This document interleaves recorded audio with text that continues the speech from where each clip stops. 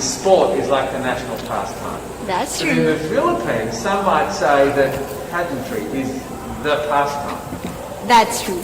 You know what? In the Philippines, we have pageants all over the places. Yes, we have pageants in the barangay, in school, national, local. That's why we really love Miss Universe. It's like it's giving pride and putting the Philippines back on the pedestal. That's why there's an added pressure as a candidate coming from a pageant-loving country. But it's a good pressure. I always look up to our former Miss Universe Philippines. They really did well in the competition. And now this is my time to show who I am, to offer what Rabia can show to the rest of the universe.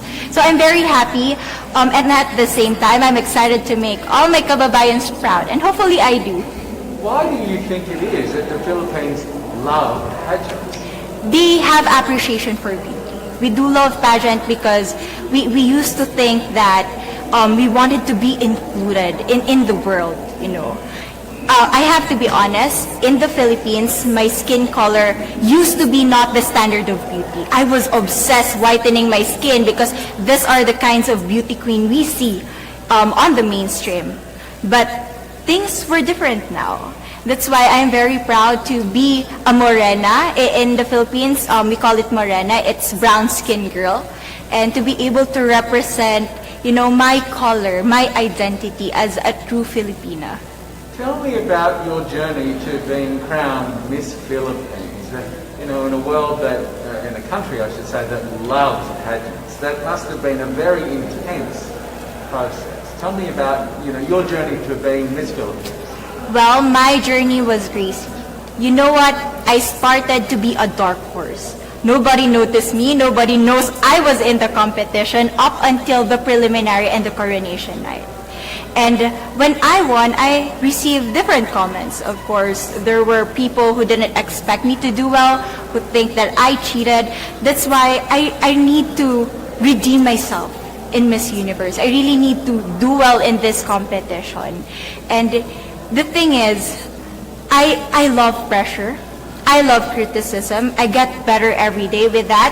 You tell me I cannot do that, I turn to you and I'm going to say that, no, I can do it for myself. Good for you. So how does it feel then to be on the global stage? How do you feel to be here in this moment, right now? It's crazy, but I'm overwhelmed with the support, not just from the Filipino community, but also from Thailand, Latin countries who do appreciate me as a candidate, as a person. It motivates me that I am beautiful, I can offer so much in this world, and when somebody believes in you, it gives you that extra energy to really do well and perform well. Do you have a sense with the girls, all of the girls competing, you're competing, but is there a sense of camaraderie with all of the girls? Is there like a real spirit to, sort of motivate each other to do better?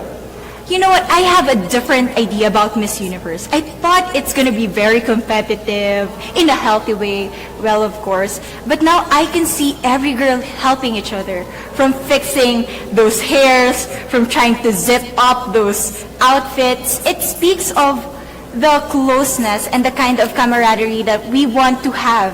The goal of Miss Universe is not just to crown one girl, but also to build a genuine and long-lasting friendships among us. Would you say within the Miss Universe world, the contestants, is there a sisterhood? Are you sisters? There is sisterhood. I can say I was able to talk to different representatives from different backgrounds, different cultures. And despite our differences, there's so much to be highlighted in what binds us together. And that is because we want to empower women. We want to have our advocacies. We want to speak for the things that we love. And that's a celebration of women and the beauty that we have. So coming out of this week, obviously you would love to be crowned Miss Universe. Of course. And that would be wonderful, of course, for any of you. But what else will you take out of this week? What do you think you'll feel at the end of this week, regardless of the result? How will you be a different person? It's the growth and the development that I was able to have during preparing for this journey. I will be honest, there was a moment that I lost my identity. because I was put under pressure. I was in that position in which I feel like I'm not good enough. I'm not a good representative of my country, but I was able to bounce back stronger. And if I was able to do that for Miss Universe, I will be able to do that in life. That is my greatest takeaway from Miss Universe. Okay, so Philippines have a huge amount of fans. Yes. I want you to give us a little bit of a message to the fans here and at home. But send a message. What would you say to all the fans in the Philippines? To all my fans from the Philippines and from all over the world, maraming salamat po. Thank you so much for loving me and for believing in me.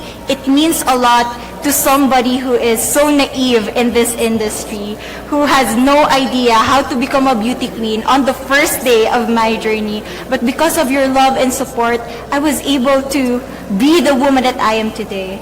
And regardless of the result, I may or I may not win the crown, but one thing is for sure, I'm gonna make you all proud. Peace.